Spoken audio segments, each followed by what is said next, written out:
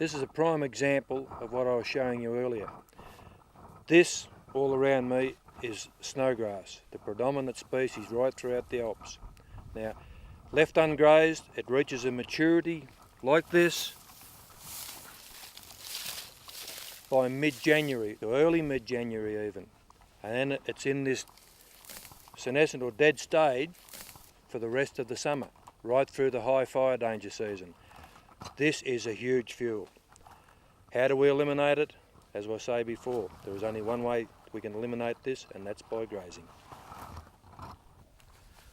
This is another example of what I'm talking about. This little area here where you see my horses is an area where we have our lunch on some of our trips. This area I particularly fenced off and made my horses and left them there to graze while we had lunch, and this is the end result. Still quite young, green, absolutely would not burn through the fire season. That's your possibility with managed grazing. That's the situation we've seen before with no management at all. This is a prime example of what I'm talking about. This is the horse paddock at Lovicks Hut. Hasn't been grazed by cattle since 2004, when we lost our licences to graze the high country. But as you can see behind me and through this area, this has a low fuel load. It's still quite green. This is, I'm talking late April.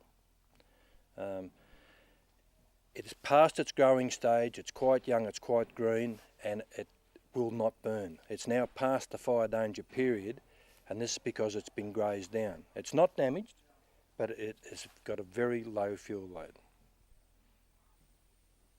Fire reacts to fuel.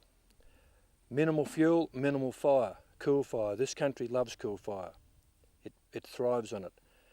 High density fuel, heavy fire, hot fire, destroys things, country won't recover.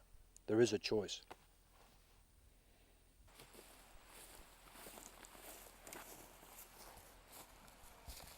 We're now down out of the high country in a little place called the 7 Mile Flat on the Halka River, a great little camping area.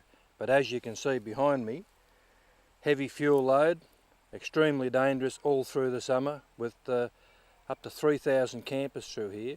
But if you look out here to my left, right beside the toilet block, you'll see a lovely green little area, obviously mown by Bushfires Victoria, which is a great result.